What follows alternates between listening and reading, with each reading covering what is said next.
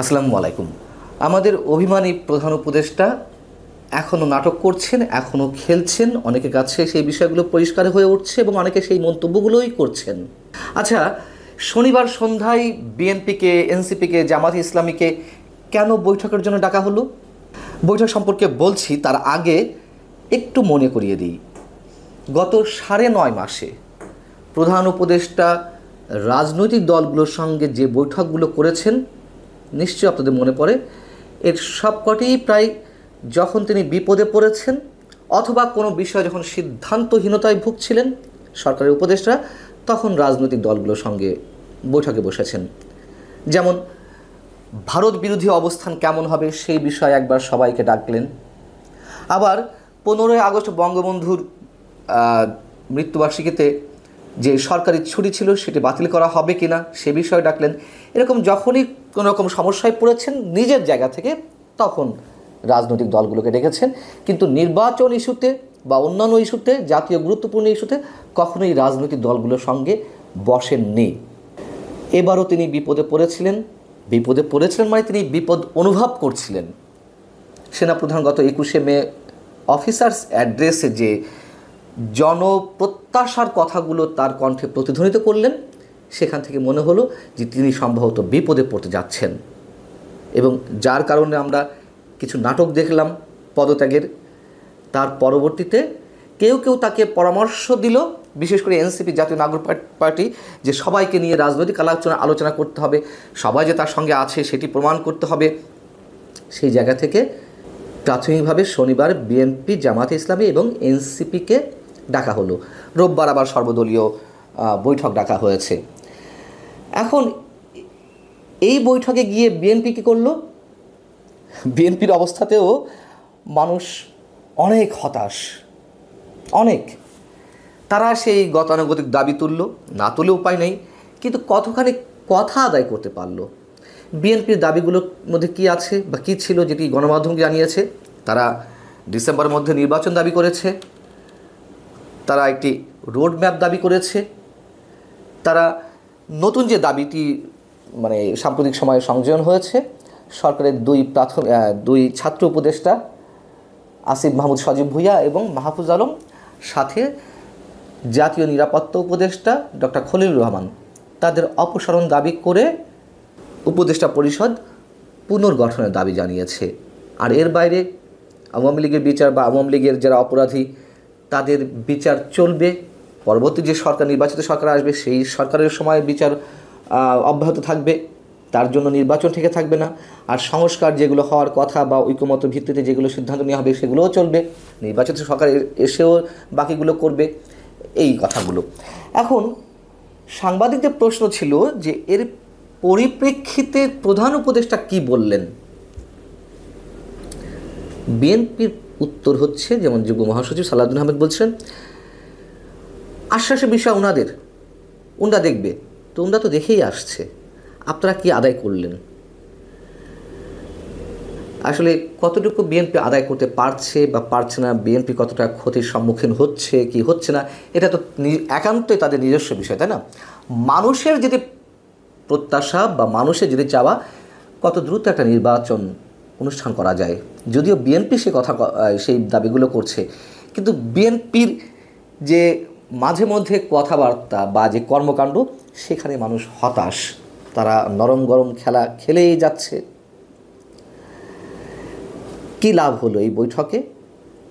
এবং আমি বলছিলাম, প্রধান উপদেষ্টা যখন বিপদে পড়েন তখনই হৈ হৈ করে সবাইকে নিয়ে বসেন। এই অভিযোগগুলো তো নিশ্চয় আমি জানাচ্ছি না, এই অভিযোগগুলো রাজনৈতিক দলগুলোর যারা শীর্ষ নেতা তারাই একাধিকবার বলেছেন। আমার সঙ্গে বিভিন্ন টক শোতে যারা কথা বলেছেন তারাও এই কথাগুলো বলেছেন। তাহলে এখনও পর্যন্ত প্রধান উপদেষ্টার প্রতি এক ধরনের বিশ্বাস রাখা হচ্ছে, আস্থা রাখা হচ্ছে, না অন্য কোনো ধরনের বিপদের আলামত তারা দেখছে? কী বিপদ হতে পারে তার উপর আস্থা না রাখলে? এবং নাটক যে চলছে সরকারের, তার আরও একটি জলজান্ত উদাহরণ, একটা সবচেয়ে বড় প্রমাণ, সেটি হচ্ছে শনিবার একনেক বৈঠকের পরে উপদেষ্টা পরিষদের সদস্যদের যেই রুদ্ধদ্বার বৈঠকটি হলো, সেই বৈঠকের পরে উপদেষ্টা পরিষদের পক্ষ থেকে প্রথমবারের মতন একটি বিবৃতি এলো জাতির সম্মুখে। সেই বিবৃতিতে কি বলা হয়েছে এর আগে আমি উল্লেখ করেছি অন্য প্রসঙ্গে, কিন্তু সেভাবে ব্যাখ্যা করিনি। একটু খেয়াল করুন, বিবৃতিটা অনেক বড় এবং সেখানে একটা পর্যায়ে লেখা রয়েছে, অন্তর্বর্তীকালীন সরকারের উপরে অর্পিত 3টি প্রধান দায়িত্ব নির্বাচন, সংস্কার এবং বিচার, এগুলো নিয়ে বিস্তারিত আলোচনা হয়েছে উপদেষ্টা পরিষদের বৈঠকে। এসব দায়িত্ব পালনে বিভিন্ন সময় নানান ধরনের অযৌক্তিক দাবি দেওয়া, উদ্দেশ্য প্রণোদিত ও এখতিয়ার বহির্ভূত বক্তব্য এবং কর্মসূচি দিয়ে যেভাবে স্বাভাবিক কাজের পরিবেশ বাধাগ্রস্ত করে তোলা হচ্ছে এবং জনমনে সংশয় ও সন্দেহ সৃষ্টি করা হচ্ছে, তা নিয়ে বিস্তারিত আলোচনা হয়েছে। তাহলে এই যে কথাগুলো বলল, এর মধ্যে অবশ্যই কিছু বিষয় তো দৃশ্যমান, যে অযৌক্তিক দাবি দেওয়া কিংবা উদ্দেশ্য প্রণোদিত কর্মসূচি বিভিন্ন স্টেক হোল্ডাররা তো করছেন, সরকারের কিংবা রাজনীতির। দুটি শব্দ, উদ্দেশ্য প্রণোদিত এবং এখতিয়ার বহির্ভূত বক্তব্য, কাকে মিন করলো উপদেষ্টা পরিষদ? সেনাপ্রধান যে বক্তব্য দিয়েছেন সেদিকেই কি ইঙ্গিত করা হলো? এবং এই কথা তো সরকারের যারা ঘনিষ্ঠ, সরকারের যারা আশীর্বাদ পুষ্ট, তারা হুঙ্কার ছেড়ে এখনও বলছেন, যদিও শনিবার থেকে একটু কণ্ঠটা নেমে গেছে সারা দেশে নিরাপত্তা ব্যবস্থা জোরদার করার কারণে সেনাবাহিনীর মাধ্যমে। তারপরেও সরকারের পক্ষ থেকে এই কথাটি এসেছে, সেনাপ্রধান কোনো ধরনের এখতিয়ার বহির্ভূত বা উদ্দেশ্য প্রণোদিত বক্তব্য দেননি, যদি তারা এটিকে মিন করে থাকেন। সেনাপ্রধান যা বলেছেন, রাষ্ট্র পরিচালনার অন্যতম স্টেক হোল্ডার এখন সেনাবাহিনী। দেশে কোনো সাংবিধানিক সরকার আছে কিনা তা নিয়ে তো অনেক প্রশ্ন রয়েছে, এবং 5 আগস্ট যেভাবে সেনাপ্রধান নিজের কাজে সব দায়িত্ব তুলে নিয়েছিলেন, সেই জায়গা থেকে তার বাংলাদেশকে গণতান্ত্রিক প্রক্রিয়ায় উন্নীত করার জন্য তিনি এই কথাগুলো, এই দাবিগুলো করতেই পারেন।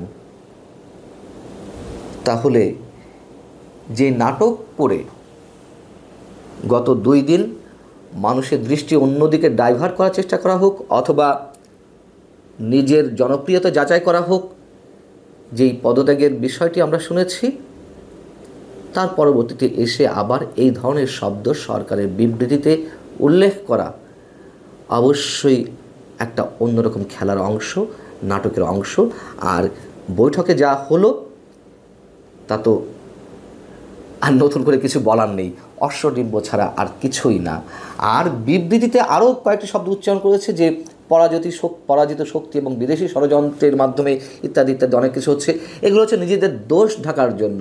এতদিনে যে মানে রাষ্ট্র ব্যবস্থার যে বিষয়গুলো রয়েছে, যার উপরে দাঁড়িয়ে রয়েছে একটা রাষ্ট্র, তার সব কিছু, অর্থনীতি, সমাজের যে আইন শৃঙ্খলা ব্যবস্থা, বিদেশি বিনিয়োগ, গণতান্ত্রিক ব্যবস্থা, বিভিন্ন আইন কানুন, কালাকানুনের প্রয়োগ, এই সব কিছুতে যে সরকার তার বিতর্কিত ভূমিকা আমাদের সামনে উপস্থাপন করেছে, সেগুলোকে ঢাকার জন্যই বারবার ওই বিদেশি শক্তি এবং পরাজিত শক্তি ইত্যাদি ইত্যাদি শব্দগুলো ব্যবহার করছে।